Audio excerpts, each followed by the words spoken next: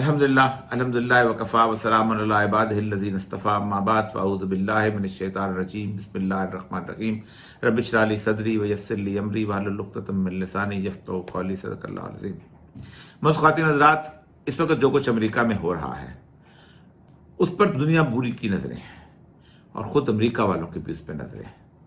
امریکی عموماً یہ دعویٰ کرتے ہیں، اور خاص طور پہ جو بائیڈن نے جو تقریر کرتے ہوئے کہا ہے کہ جو کچھ 6 جنوری کو کیپٹل ہل میں ہوا، ہم امریکی ایسے نہیں ہیں، یہ کوئی اور ہی قوم ہے، خلا سے آئی ہوئی ہے۔ جس قوم کی بنیاد استحصال پہ رکھی ہوئی ہو، جو قوم 1492 میں کولمبس کے ساتھ یہاں آئی تھی اور یہاں پر پرامن اور پرسکون ریڈ انڈینز کو اس طرح قتل کیا گیا تھا کہ آج ان کا نام و نشان تک نہیں، اور صرف 1% رہ گئے ہوئے۔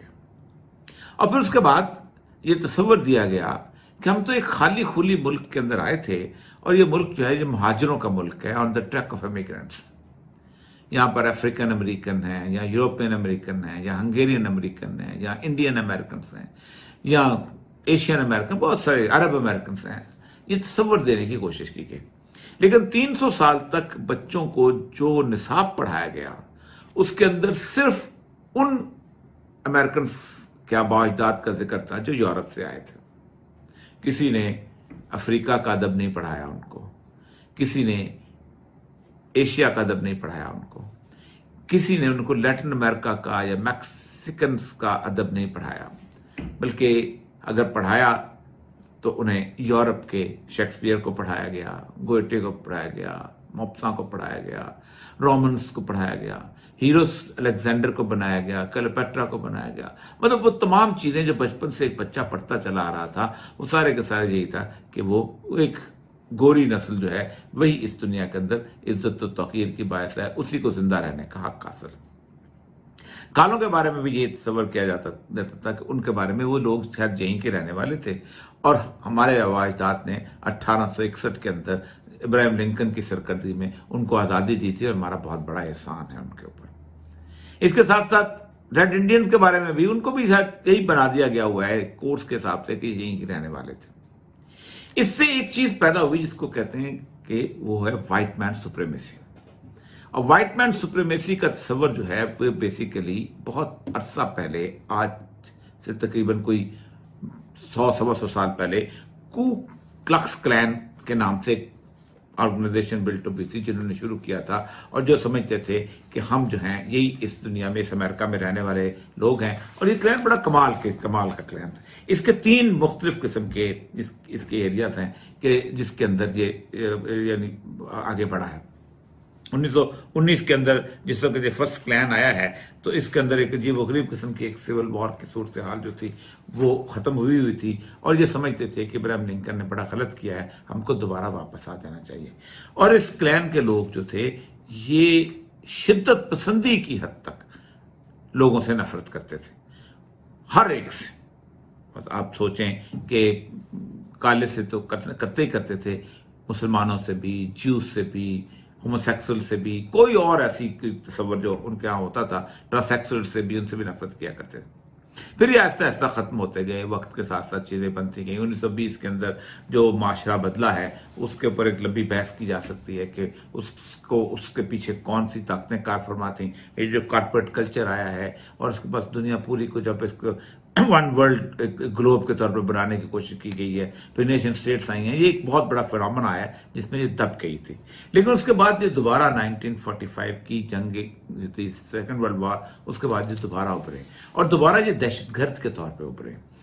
انہوں نے چرچوں پہ بموں کے دھماکے شروع کیے، اور اس کے بعد وہاں پر لوگوں کی جو کالے، میں سے ایک مشہور ڈرائیور کا مشہور واقعہ ہے کہ ایک ڈرائیور کو انہوں نے پکڑا، اس کے بارے میں یہ الزام تھا کہ یہ ڈرائیور جو ہے اس کے کسی گوری عورت کے ساتھ تعلقات ہیں، اس کو لے کے گئے، اور موب جو تھا اس کو ایک دریا کے اوپر، پل کے اوپر 129 فٹ اونچا پل تھا، اس کے اوپر کھڑا کر کے اس کو کہا کہ چھلانگ لگا دو۔ اس نے چھلانگ لگائی، اور چھلانگ لگانے اس کی لاش 3 مہینے کے بعد ملی۔ اس بندے کو سزا ہو گئی، سزا ہونے کے بعد وہ ہیرو کے طور پر پھر دوبارہ باہر آیا، اور پھر ایک اور اس طرح کے کیس میں گرفتار ہوا۔ یہ ایک کی بات نہیں، کئی ایسی صورتحال چلی آ رہی۔ اس وقت سے لے کے 1951-52 سے لے کے آج تک یہ کو کلکس کلین ٹرپل کیج ہے، اس کی موومنٹ وہاں پر مستقل چلی جا رہی ہے۔ اس سے تقریباً 300 ऐसी ऑर्गेनाइजेशन है जो वाइट सुप्रीमेसी की ऑर्गेनाइजेशन।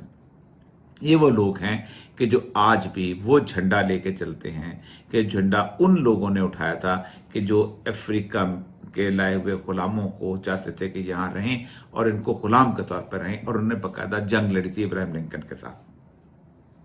6 जनवरी का जो वाकया हुआ है, उस 6 जनवरी के वाकये के अंदर 2 बहुत अहम तरीन चीजें हैं जिसकी तरफ मैं तवज्जो दिलाना चाहता हूं और जिसको एक खास तौर पे थ्रेट के तौर पर इस वक्त दुनिया पूरी देख रही है।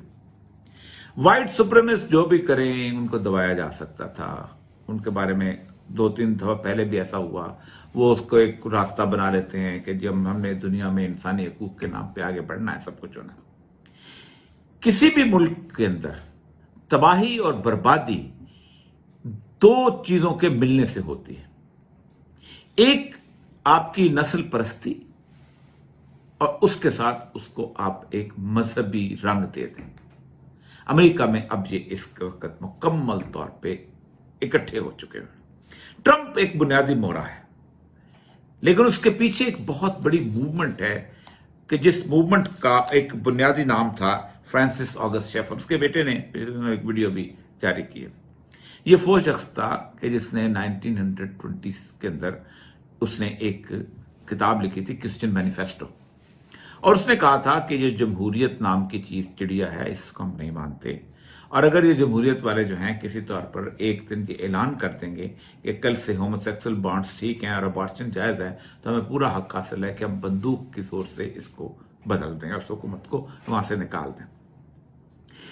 इस शख्स की मूवमेंट की बुनियाद के ऊपर पूरे के पूरे जो चर्च हैं, खास तौर पे एवेंजलिकल चर्च जो हैं, और उन्होंने ऑर्थोडॉक्स रोमन कैथोलिक क्रिश्चियंस से मिलके एक पूरा का पूरा ग्रुप बनाया कि जो ग्रुप जो था वो पूरे अमेरिका के जो वाइल्ड वेस्ट का इलाका है या बाकी इलाके जो है उनके अंदर ये कहता था कि हमें इस वक्त यहाँ पर एक थियोक्रेटिक गवर्नमेंट जो है, इलाही हुकूमत कायम करनी चाहिए क्रिश्चियन एथिक्स की। और इसको बिली ग्राम एक शख्स होता था, उसकी एक फाउंडेशन इस वक्त बहुत मशहूर है जिसने ट्रंप के लिए फंडिंग की थी। उसकी तकरीरें, उनकी वीडियोस आज भी लोग सुनते हैं, रेडियो शो बहुत चलते हैं। ये शख्स जो बिली ग्राम का जो इसका फ्रैंकलिन ग्राम जो है इस वक्त उसकी वो जो सरबराह है, ये ट्रंप का मेजर फंड रेजर था। इसके साथ साथ रॉफ रीड जो है वो भी एक उस रिलीजियस फनेटिक्स में से आता है जो समझते हैं कि क्रिश्चियंस की हुकूमत इकट्ठी हो जानी चाहिए। 6 जनवरी को जो लोग वहां पर आए थे, इनमें से अक्सरियत इन खौफनाक एलिमेंट भी है कि उसमें 3-3.5 हजार लोगों में से तकरीबन 25-30% वो लोग थे कि जो पुलिस के सिपाही थे, और हम भी चलते हैं वहां पर क्योंकि वो गोरे थे। 74% गोरा। करोड़ बंदूकें हैं इस वक्त, जिनमें से अक्सर ऑटोमेटिक और सेमी ऑटोमेटिक राइफल्स हैं। और ये वो लोग हैं कि जो इस वक्त समझते हैं कि हमें इस अमेरिका को टेक ओवर कर देना चाहिए, और उनके नजदीक किसी किस्म की कोई अहमियत नहीं है एक ग्लोबल वार्मिंग क्या होती है और साइंस क्या होती है। वो समझते हैं कि हमें क्रिश्चियन एथिक्स को नाफिज करना है। ये हालात हैं जिसके अंदर 20 जनवरी आ रहा है। और इनमें से गोरों के मामले के अंदर ये जो सारे लोग हैं जो आगे बढ़ने वाले हैं, इनमें से वो हैं कि जो कभी अमेरिका की फौज के तहत अफगानिस्तान में नौकरी करके आए हुए हैं या इराक में नौकरी करके आए हैं, और उनसे जब इंटरव्यू किए गए तो उनके बारे में उन्होंने कहा कि हम वहाँ भी तो लोग थे अमेरिकी इंटरेस्ट के खिलाफ थे, उनको मारते थे, और हम यहाँ क्यों नहीं मारेंगे। यानी उनके नज़दीक इंसान को मारने की झिझक खत्म हो चुकी है। वो अबू गरैब में भी जो मर्जी करें, वो बगराम में भी जो मर्जी करें, उनको खुली छूट दी गई थी। और ट्रंप ने, आपको याद होगा कि आखिरी जो माफ़ी दी थी वो बैक वाटर के लोगों को दी थी।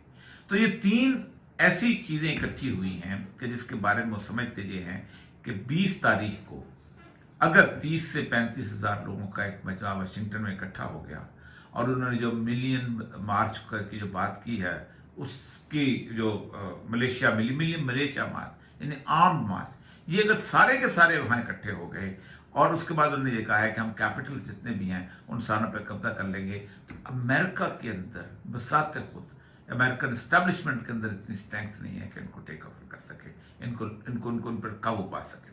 کیونکہ امریکہ کی اکثریت فوجیں جو ہیں وہ انٹرنیشنل لیول پہ کمیٹڈ ہیں، اور وہ اس وقت 3-4 ریاستوں نے مل کے وہاں پر لوگوں کو اکٹھا کیا ہوا ہے۔ یہ ہے وہ صورتحال جس کے اندر 20 جنوری آئے گا، اور 20 جنوری کا خوف جو ہے اس وقت امریکن انتظامیہ میں بھی ہے، اور 20 جنوری کا خوف جو ہے یہ اس وقت جو الیکٹڈ جو بائیڈن اور ان کی گورنمنٹ کے اندر بھی ہے، اس لیے ان کو ٹرمپ کے انہوں نے آگے اپنا ڈیلے کر دیا ہے اس کا۔ لیکن اصل مسئلہ یہ ہے کہ ٹرمپ آج بیچ میں سے نکل چکا ہوا ہے۔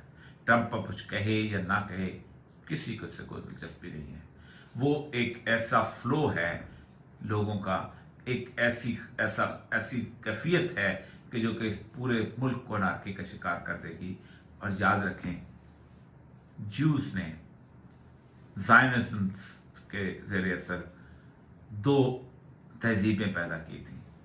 ایک سوویت یونین یعنی کمیونسٹ، کارل مارکس ایک جو تھا، اس کا والد خاندان پریکٹسنگ جو تھا، انہوں نے سرمایہ کی بنیاد پہ آدھی دنیا پہ حکومت کی، اور پھر 1992 میں جب روس بکھرا ہے تو اس کے پاس 25,000 ایٹم بم بھی تھے، اس کے پاس معاشی طور پہ ہر چیز موجود تھی، لیکن تباہ ہوتے وقت حالت یہ تھی کہ اس کی ایئر ہوسٹسز جو تھیں وہ ڈبل روٹی کے اوپر اپنا جسم بیچا کرتے تھے۔ دوسری تہذیب جو تھی وہ کارپوریٹ کلچر کی، اور اس کا نمائندہ وال اسٹریٹ، اور اس کا نمائندہ جو تھا وہ امریکہ تھا۔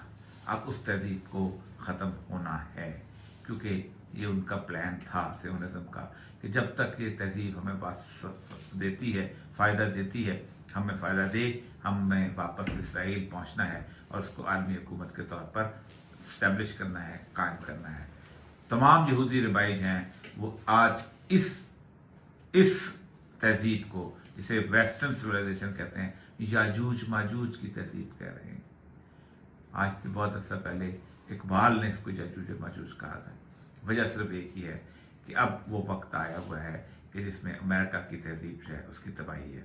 اور رسول اکرم صلی اللہ علیہ وسلم کی حدیث نظر کر دوں اس معاملے کے اندر، آپ نے 3 خسف جو ہیں، 3 ایسی تباہیاں کہ جس میں زمین مکمل طور پہ دھس جائے گی، وہ بتائے ہیں۔ ایک خسف جو ہے وہ ہے سیدنا امام مہدی کے مقابلے میں لشکر دھسے گا تو وہ دبے گی، زمین کے اندر دب جائے گا، اور دوسرا مشرق کی طرف ہے، اور تیسرا مغرب کی طرف۔ مغرب کی طرف امریکہ کے علاوہ کوئی نظر نہیں آتی طاقت، اور مشرق کی طرف چین ہے۔